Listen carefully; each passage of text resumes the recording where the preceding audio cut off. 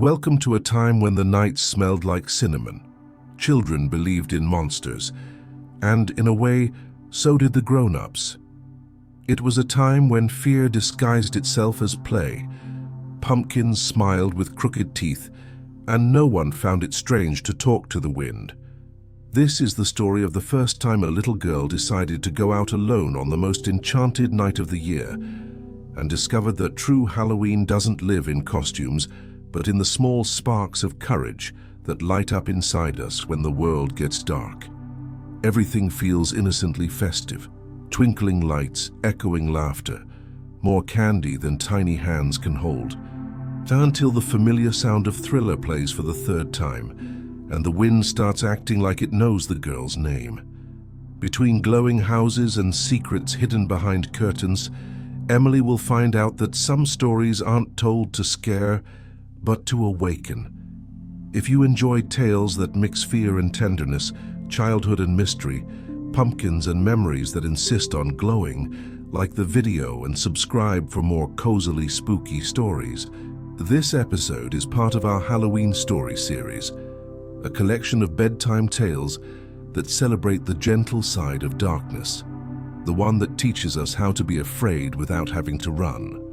Now, turn off the lights, pull up the blanket, and let the sound of the wind take it from here. Because this is Emily's first Halloween night, and maybe, just maybe, yours too. Emily and the first Halloween night. There was something different in the air that night, as if the wind already knew what was coming. Emily, a 9-year-old girl, watched the amber glow of her lamp dance across the windows, and for a moment, she thought the shadows were breathing. Outside, the neighborhood looked like an old postcard, sidewalks covered in orange leaves, windows twinkling in honey tones, and smiling pumpkins perched on every step. The air smelled like cinnamon, burnt sugar, and melted candle wax, a mix that happened only once a year, always seeming to announce something magical. Out there, laughter blended with the metallic jingle of doorbells and hurried footsteps chasing candy. It was Halloween, and Emily was ready to go out on her own for the first time. Inside the house, everything felt like a silent ritual.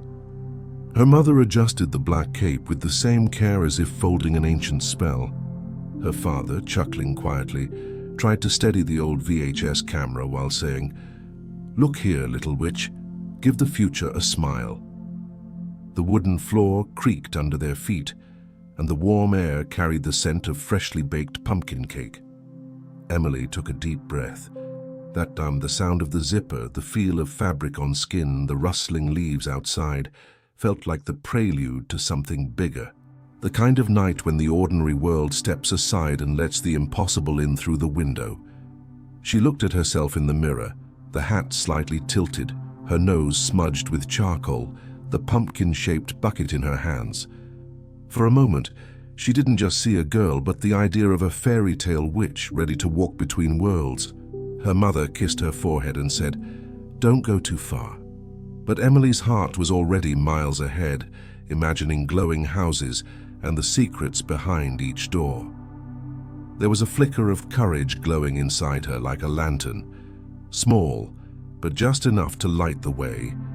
Outside, the neighborhood seemed to be waking from a golden slumber. Porch lights twinkled like eager stars. The distant sound of a cassette tape played Thriller, blasting from some open window.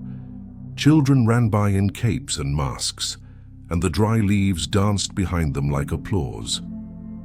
Emily felt October's chill slide down the back of her neck, and she liked it.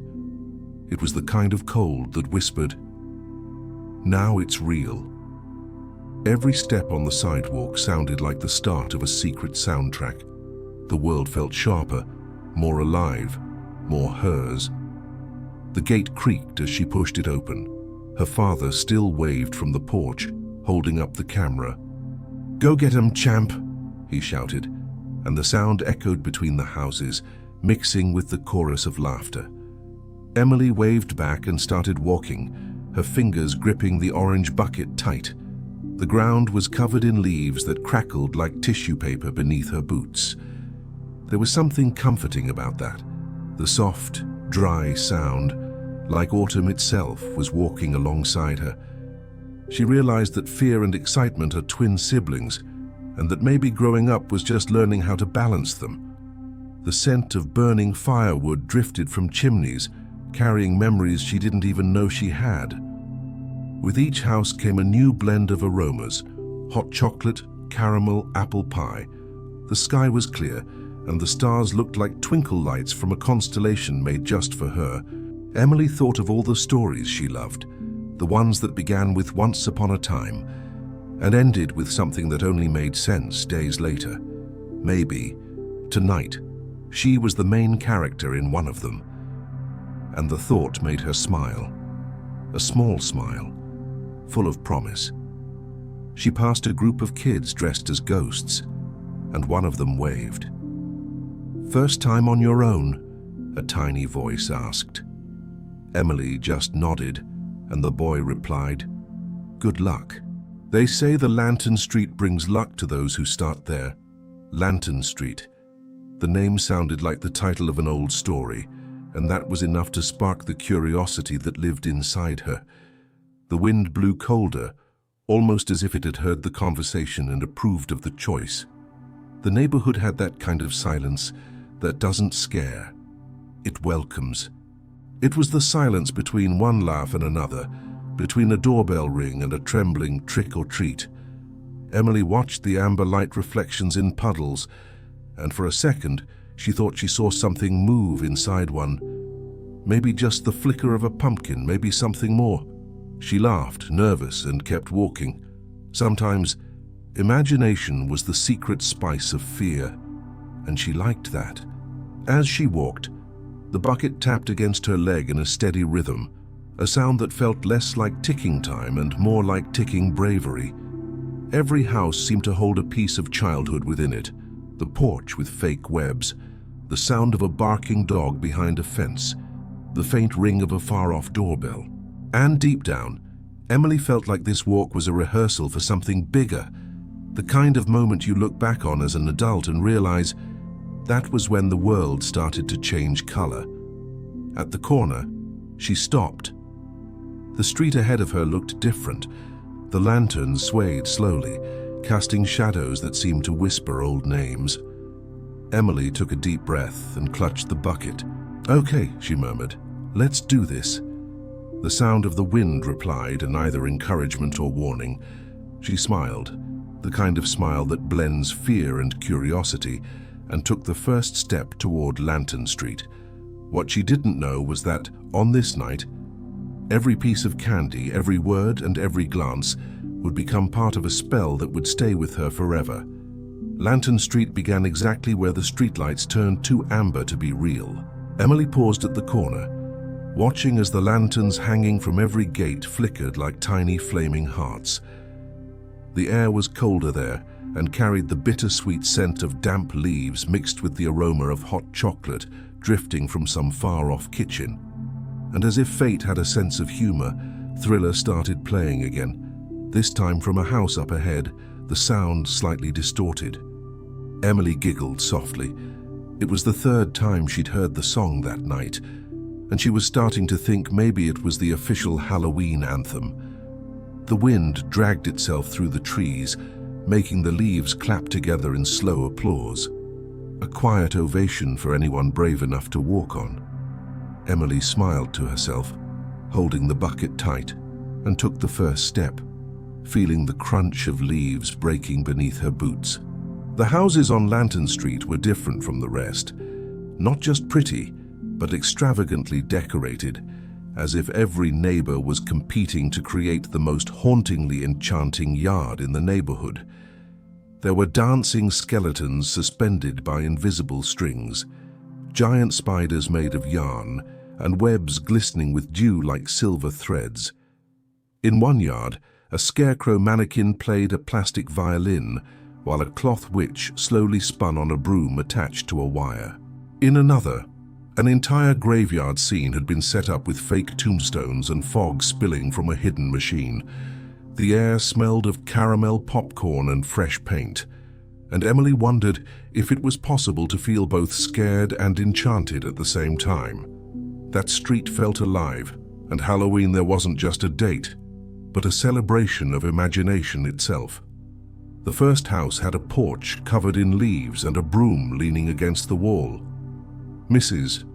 Henderson, wearing a flowery apron, opened the door before Emily even said, "Trick or treat."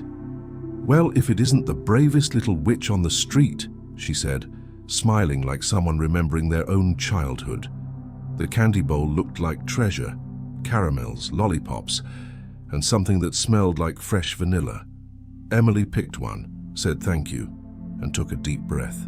The smell of the candy mixed with the cold wind made it feel like time had paused for a second. And it was in that simple instant she realized growing up could be just as sweet as it was scary. At the second house, the gate was decorated with golden ribbons and little bells that jingled as she pushed it open. The sound was soft, almost hypnotic, and the air smelled like hot chocolate. Mr. Peterson, wearing a thick sweater and a white beard, laughed heartily as he handed candy to a group of vampire kids. When he saw Emily, he gave a playful bow. "A young witch, don't forget. All good magic starts with a smile."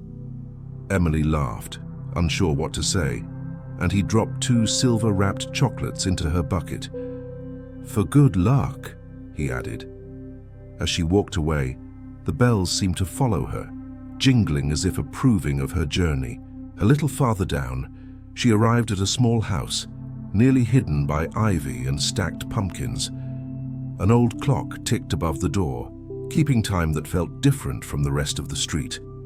That's where she met Mr. Miller, the clockmaker.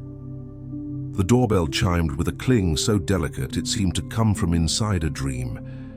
The man opened the door slowly, his eyes tired and kind, and handed her a candy wrapped in golden paper. "The best sweets," he said with a near-secret smile, "are the ones that take time to melt." Emily took the candy and tucked it away carefully, like someone receiving a small spell. The scent inside the house was a mix of clock oil, wood, and coffee, an old fragrance made to last.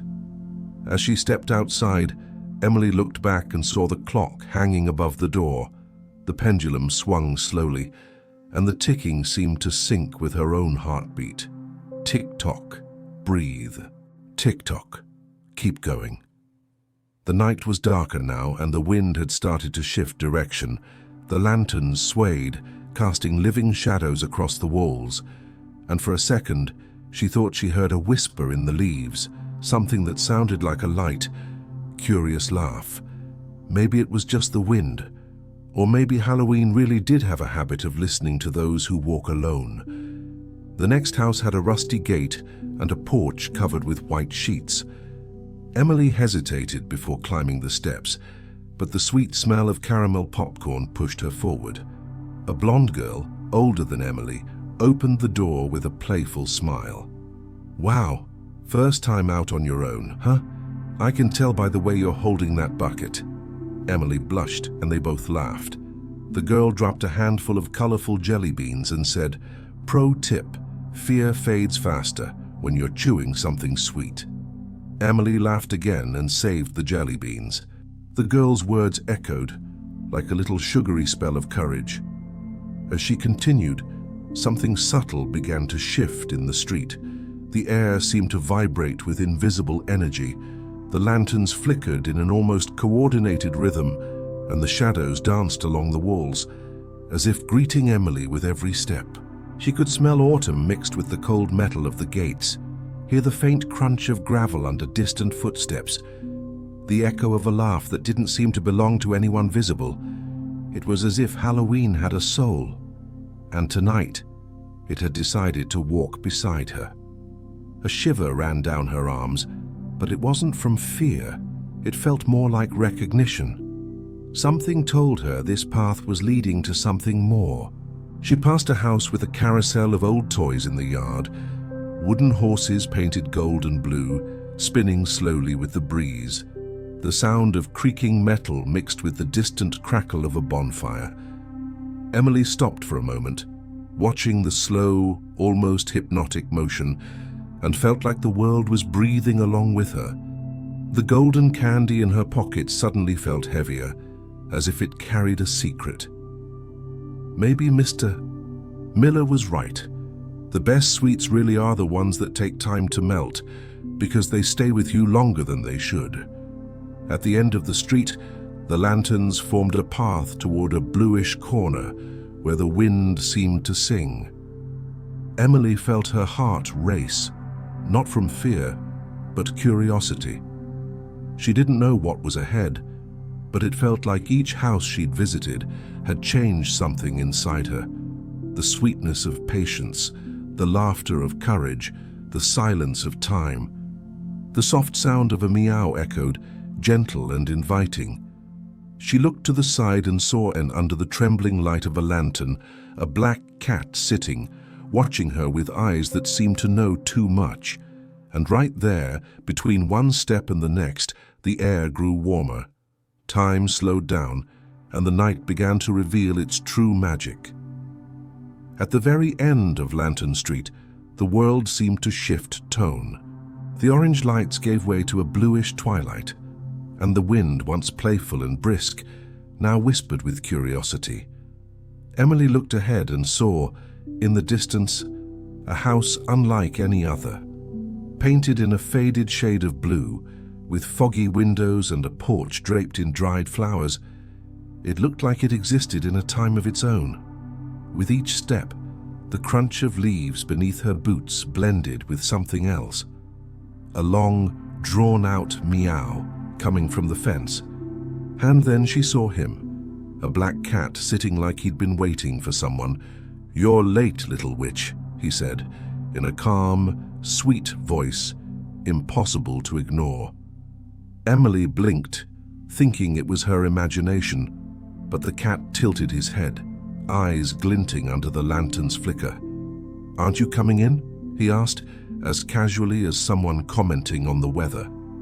Her heart pounded, but curiosity was louder than fear. The house smelled of freshly baked apple pie and something gently woody, like cinnamon and rain.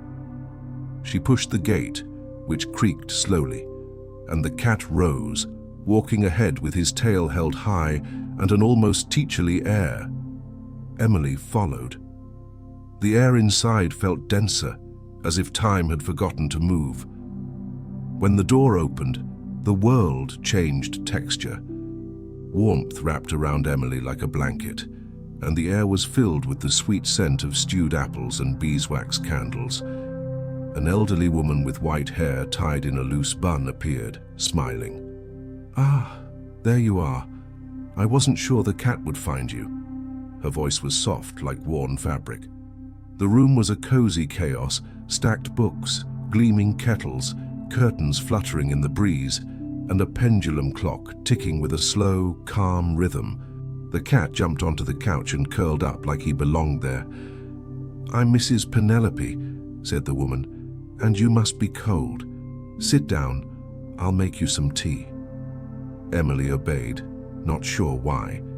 The chair was cushioned in floral fabric and creaked gently as she settled in. From the stove came the soft sound of boiling water, and the steam carried an aroma so comforting it almost had shape.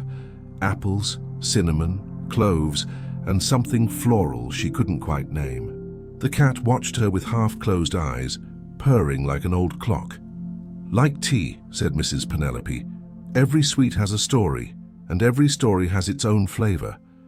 Emily smiled, not knowing if it was a lesson or just a bit of small talk. "Want to know the secret of real sweets?"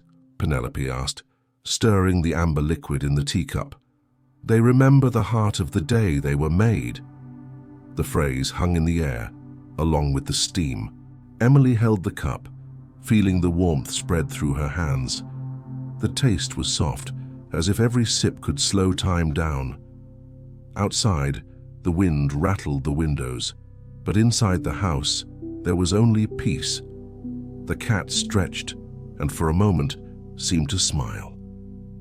Penelope watched the girl in silence, her eyes glowing with the quiet light of grandmothers and old spells. "People think Halloween is about being scared," she said, "but really, it's about remembering. Every candle lit is a memory waving back." Emily didn't fully understand, but she felt the sweet weight of those words. After a while, she noticed the pendulum clock still marked the same minute it had when she arrived. The hand trembled, but didn't move. "It stopped," she said. Penelope just smiled. "Time likes to rest in here." Emily laughed at the idea, but deep down, she felt it might be true. The steam from the tea drew slow spirals in the air, and the sound of the wind had turned into music, a melody of invisible notes filling the corners of the house. With each sip, Emily felt lighter, almost sleepy, like she was floating between now and never. "You should take something to remember this visit," said Penelope, standing with a small bundle in her hands. "It's spiced apple candy, made last night. I promise it'll last until next Halloween, if you can resist that long." Emily laughed and accepted the gift.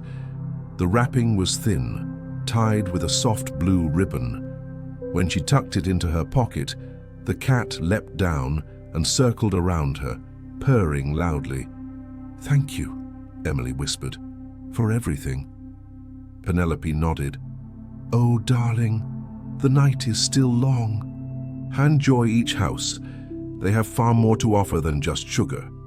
As she stepped outside, Emily felt the cold air again, but it didn't feel the same anymore. The street seemed slower now, like the wind had grown sleepy. The lanterns swayed lazily, and the distant sound of Thriller still echoed, muffled by walls and memories. She glanced at the old street clock, the one with golden hands near the corner, and saw that it too had stopped, showing the same time as before she entered the house.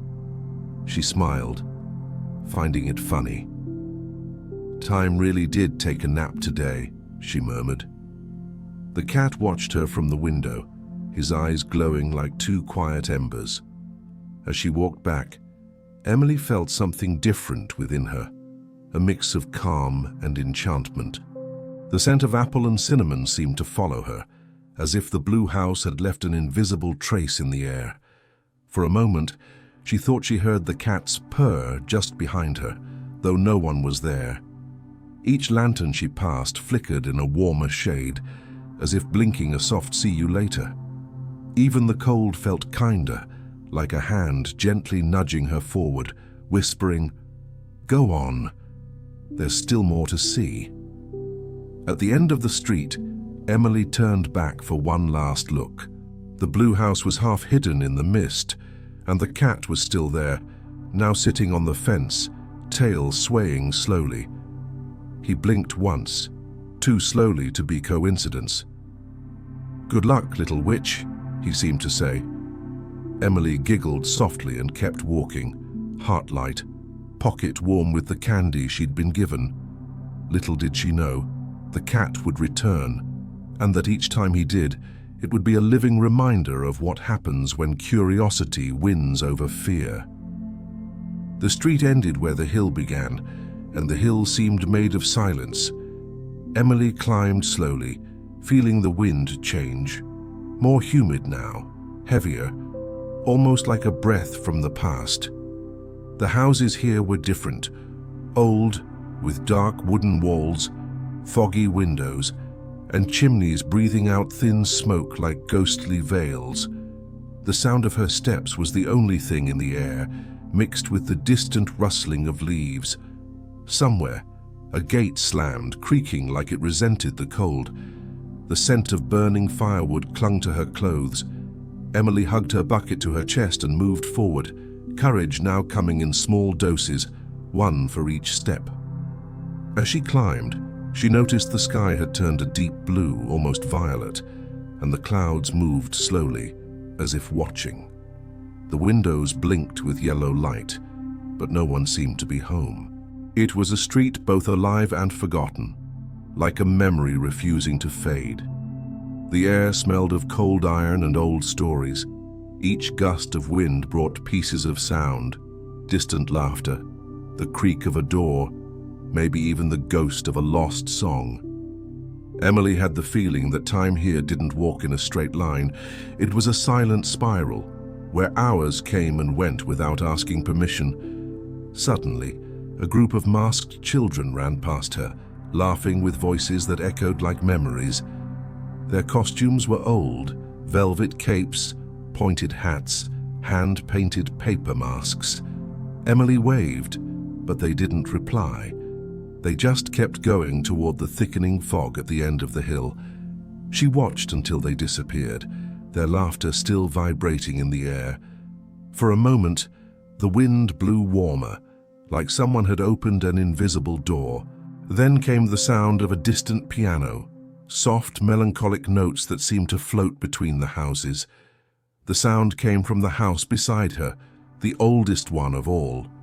Its paint was peeling, the gate rusted, the house number barely legible. A single window was lit, and behind it Emily saw the outline of a man sitting at a piano. His hands moved slowly, as if playing memories instead of notes. Curious, she stepped closer, her heart beating in uneven rhythms. The wind nudged the door open with a soft creak. Inside, the smell was of old wood, wax, and something floral, almost sweet. The music continued, as if it had been waiting for her. The man didn't seem to notice her. He wore an old suit, silver hair falling over his forehead, eyes distant, as if in conversation with someone invisible. Emily stood in the doorway, not brave enough to speak until he murmured, "It's been a long time since anyone listened." His voice was soft, sad, and gentle. "This is the October Waltz," he said, as the notes lingered in the air, full of memory. "I wrote it on a night just like this, and I never stopped playing it." Emily stepped closer, unafraid. The sound of the piano was so beautiful that fear felt too small to fit there. She watched his fingers move, slow, precise, like they were stitching the air. Candles flickered, casting shadows that danced to the rhythm of the song. The floor creaked softly, and the air tasted like time, the kind of taste that only exists in places that have seen too much. Emily sat on the floor, bucket in her lap, and just listened. There was no rush. The notes seemed to paint the space, and the sound felt both warm and cold. The man smiled without looking at her. "Halloween used to be different, you know. It was a time to listen to what the world had to say." When the music ended, he stood slowly and walked to a small shelf. "People forgot me," he said, without bitterness. "But music remembers." He took something from a tiny box and handed it to Emily, a small star-shaped button made of old metal, cold to the touch. "To remember you were here," he said. She held it gently, and for a moment it seemed to pulse, as if it carried the echo of the melody. Emily wanted to ask who he was, but the question faded, because when she looked again, the chair at the piano was empty. The sound of the notes still lingered in the air, even after the silence returned. Emily stayed for a moment, listening to nothing, and the nothing, curiously, had a sound of its own. The creaking wood, the whispering wind, the distant rhythm of an invisible clock. She looked at the star-shaped button and noticed it reflected the candlelight like it was made of liquid moonlight. "Thank you," she whispered, not sure to whom. As she stepped out, she noticed the house had changed, the windows dark, the gate closed. And the music. It already felt like a dream she had just awakened from. The hill was wrapped in bluish twilight as she began her descent. The wind now sounded like a chorus of distant voices. Not sad, not happy, just there. With every step, Emily felt something shifting inside her, something she couldn't name. Fear no longer hurt. Silence now felt like company. The scent of wood smoke and apples mixed with the cold air, and for a moment she could have sworn she saw the black cat walking along the roadside, tail curled like a living comma in the middle of the night. He turned, his tail swaying lazily, and then disappeared into the mist, leaving only the sound of a short meow, like a quiet reminder. Emily looked at the button in her hand and tucked it away with the golden candy and the blue-wrapped bundle.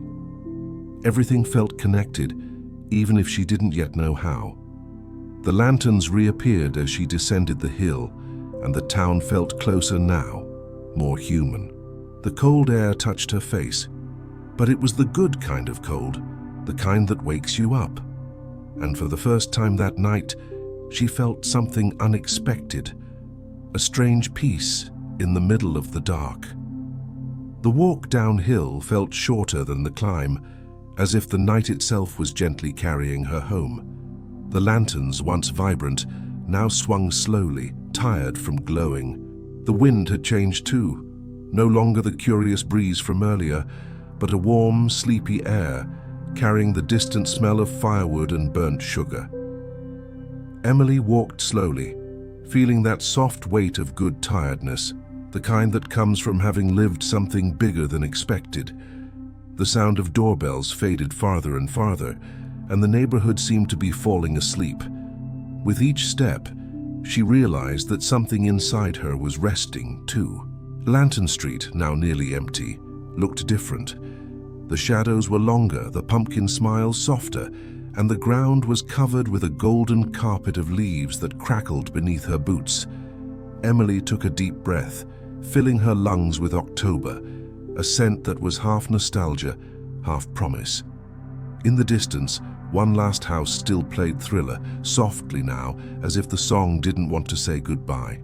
She laughed to herself, remembering every time she'd heard that chorus tonight, and thought maybe songs had memories of their own, too.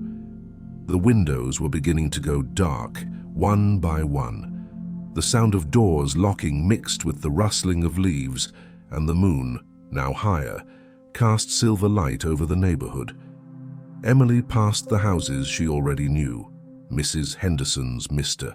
Peterson's King, the gate with the bells, and the clockmaker's shop, whose clock still marked its patient hour. Each place seemed to wave in silence, as if to say, "You did well, little witch." And for the first time, she believed it. She felt different, not older, not stronger, just more awake. Just when she turned the final corner, the sounds of home began to fill the air. The soft crackle of the fireplace, the clinking of dishes, the comforting scent of pumpkin cake still lingering. The house lights glowed golden, and her heart gave a small flutter. The gate creaked the same way it always had, but now it sounded familiar, almost like a friend. The porch was covered in leaves, and her father was still holding the old camera, pointed at her. "So, how was the adventure?" he asked, smiling like he already knew the answer. Emily simply lifted the bucket, proud and exhausted. It was magical. Her mother appeared at the door, still wearing her apron, and wrapped her in a hug that smelled like vanilla and home. "Brave girl," she whispered, straightening Emily's crooked hat. Emily stepped inside, her damp shoes making soft sounds on the wooden floor. The house felt warmer than ever, more alive. The wall clock showed almost midnight, but time inside didn't seem to be in a hurry. She sat at the table, opened her bucket, and looked at the little treasure gathered through the night. There weren't many candies, some caramels, colorful jellies, and 3 objects that shimmered like they had lives of their own. The golden candy from the clockmaker, the piece of apple pie from Mrs. Penelope, the star-shaped button from the pianist. Emily placed the 3 items on the table and stared at them, trying to understand what she was really seeing.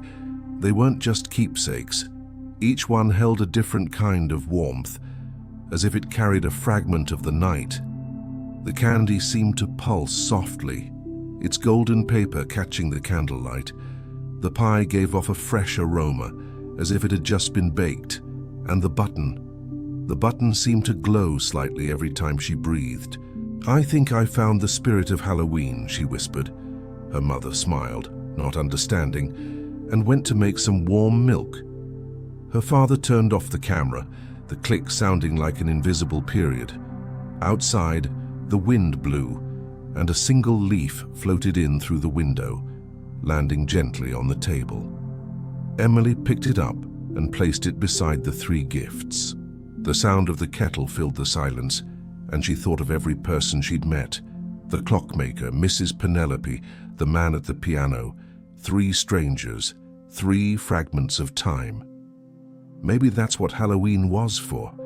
A night when the world allowed memories and people to cross paths for no reason at all.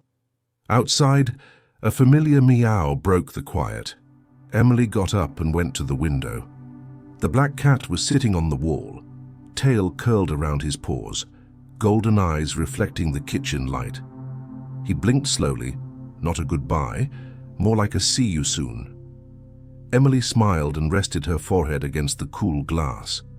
The air outside was full of the scent of firewood and late night. "Thank you," she whispered.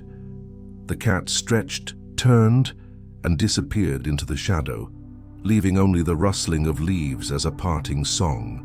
The fireplace crackled, and the house seemed to breathe with it. Emily sat again, warm cup of milk in her hands, and watched the reflection of the flames dancing in the windows. There was a different kind of stillness now. No jump scares, no screams, just the comfort of knowing that darkness doesn't always hide danger. Sometimes it hides stories waiting to be found. She looked at the clock, just minutes to midnight, and for the first time, Emily wasn't in a hurry. Time, like the golden candy, seemed to melt slowly. Outside, the wind gave one last sigh, soft, almost affectionate. The candle's flame flickered, casting dancing shadows like memories on the wall. Emily laid her head on her arms and let her eyes close, the scent of pumpkin and cinnamon filling the air. On the wall, a final meow echoed before everything went still. And when the clock struck 12 gentle chimes, she dreamed she was walking once more down Lantern Street. But this time, the lights weren't from pumpkins. They were stars, and each one blinked as if to say, "You found your way home." There's something curious about nights like this. They end slowly, but stay inside us, like a sweet scent that lingers long after the wind has changed. Emily might wake up tomorrow not remembering every detail, but some part of her will know that courage smells like cinnamon, that time can pause when it wants to, and that growing up is just another way of discovering the world with new eyes. And you? When was the last time something ordinary, a street, a sound, a glance, felt magical for just a moment? Do we ever really stop being children, or do we just trade lanterns for responsibilities? Maybe Halloween exists just for that, to remind us that fear can be tender and that there's beauty in staying curious, even after we've grown up. So, before you sleep, let this story settle inside you. Let the wind carry the rest of the day away, and hold on to only what warms you, the laughter, the courage, the spark. And if you want to keep exploring this kind of magic, stories that soothe, that smell like autumn, that speak quietly about life, subscribe to the channel and light another lantern with us. Because there's always another night waiting. And who knows, maybe the next story will whisper your name too.